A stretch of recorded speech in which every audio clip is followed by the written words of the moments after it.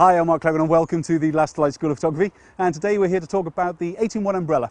Now, you've seen the universal umbrella and the kit itself that we've talked about in other films. This is really a development onto that because it's a product that will allow us to go to that next stage.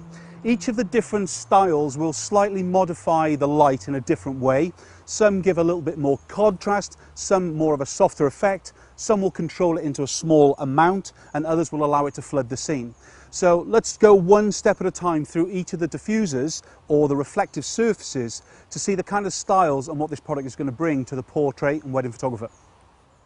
We're going to start with the white bounce, which is basically the diffuser and the silver internal. Together these make up the white bounce. So let's do a quick shot of that and see the difference. I'm going to be shooting full length, 3/4 length and close up on each of them, plus a different camera position to make sure that we can see the spread of the light and so on. So the first thing is, let's just get that close up, the 3/4 length shot. Let's love it there. And a little lean with the head just onto the side for me, darling. That's beautiful. I'm now just going to do the full length.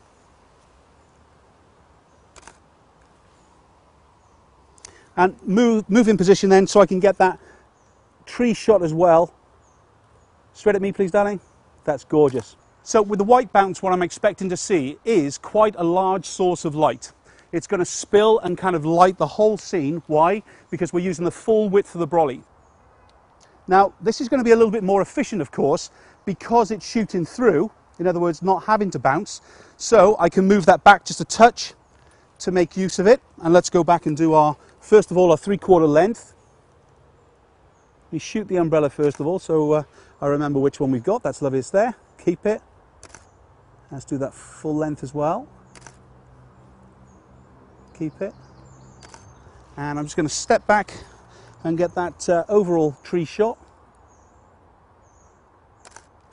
Now, instantly, we're going to see more intensity of the light, as you can see in the photograph. Why? Because the efficiency of the light is coming straight through. Now, even though it's being diffused by just the one umbrella diffusion material. Whereas before, because of the bounce, it was having to go through the material before a reflectiveness back and back through the material again. So you can see why it was called that bounce white. A beautiful soft selection. I've put the silver bounce on now. Why? Because this is going to be the third in the styles. And it's going to be very efficient as well because the amount of return is mirror-like. So I need to meter once more because obviously it's going to change the intensity. It's going to move that in just a touch.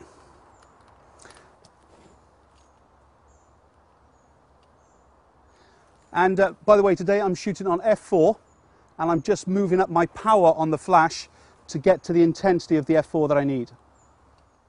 Okay, so let's start off with that 3/4.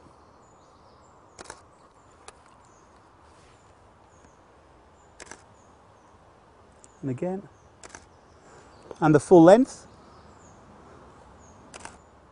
And then going out to actually show the tree as well. And then we can see that it's a quite specular part of the light that is coming in. It's a concentrated pool, but we've still got that lovely little spill that's going beyond the actual photograph because it's very efficient. It's allowing the light to bounce and speckle and kind of mush itself together before it has a very sharp return of the light in itself. So the angles in here are basically hitting the back, out to the sides, and then coming straight out to give us the whole kind of light in.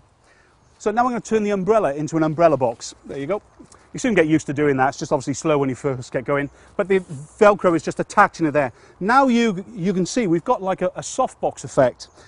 Now there's two ways that you can do this. Either to run it inside the box, which is the real way to do it, or you could get it just with a nozzle to point in. I'm going to completely immerse the flash into the box itself. All I'm going to do is just do up my zips.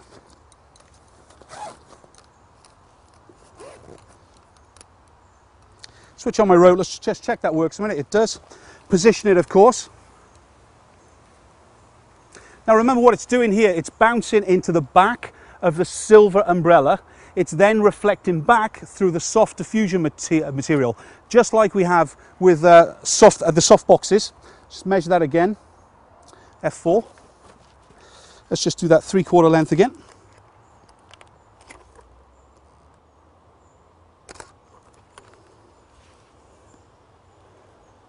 Little lean with the head for me again, darling. That's gorgeous there. Do that full length again. And just do that full length with the tree. Straight me again, please, darling.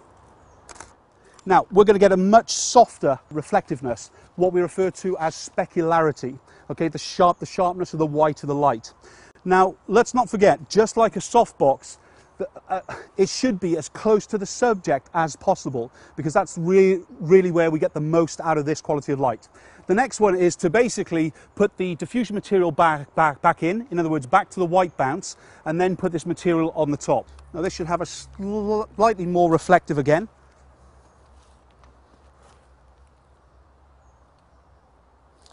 Perfect. Again for me. Little lean with the head for me again. Oh, one more. And the full length again in a minute. And then we're going to move to that full length shot to see how it spreads. Very, very soft light, more efficient as well. A slight increase in specularity because of the silver inside. Let's not forget that. So the next effect is going to be as a shoot through, but we've seen the layer mask before, and all we're doing is just peeling this off. Now you could leave on this back cover, as I have, because it's more efficient in its kind of being able to move from a soft box to a shoot through with a mask effect, than having to take off that kind of layer. But that's really down to the way that you want to work and so on. 5.6. 0.4, so I need to just move that. In fact, I'll just go up to 5.6 to make it easier, save adjusting that for a minute. Let's just go in here. One more for me, 3/4. That's lovely, and that full length as well. Excellent. I'm just going to do that shot of the tree so we can see the spread of the light once more.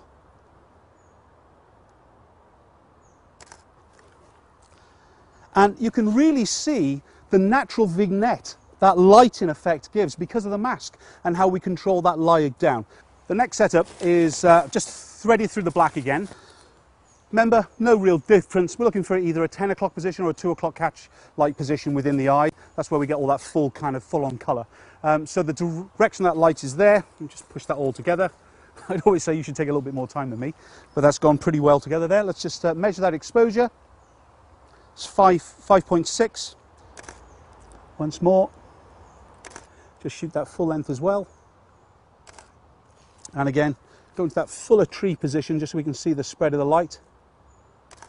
And you can see the intensity of the light now. If there's a definite vignetting onto the edges. And it's a great way with these shoot-through masks to be able to control the viewer and where they're looking to in the photograph. So imagine this was a huge kind of white wall, and we didn't want it all to be white, that we want to concentrate that light into a position. That's exactly what we've done here, allowing certain parts of the texture in both highlight areas and shadow to be relieved. But in the darker areas, they're going to go falling off through a vignette to a greater shadow position. Much, much better effect. And the last official part is to just remove the black mask. There we go. Now we've got a little bit more of efficiency because any spillage or reflectancy back of that light, and it's going to spill around the internal, then pushing the light back. Just increase that again. Let's just measure that. It's got up a full half a stop, in fact. So a big reason there to make use of it. Good, just there. And again at me. Little lean with the head a little bit more, darling. Shoot that full length as well. And just back to that tree shot.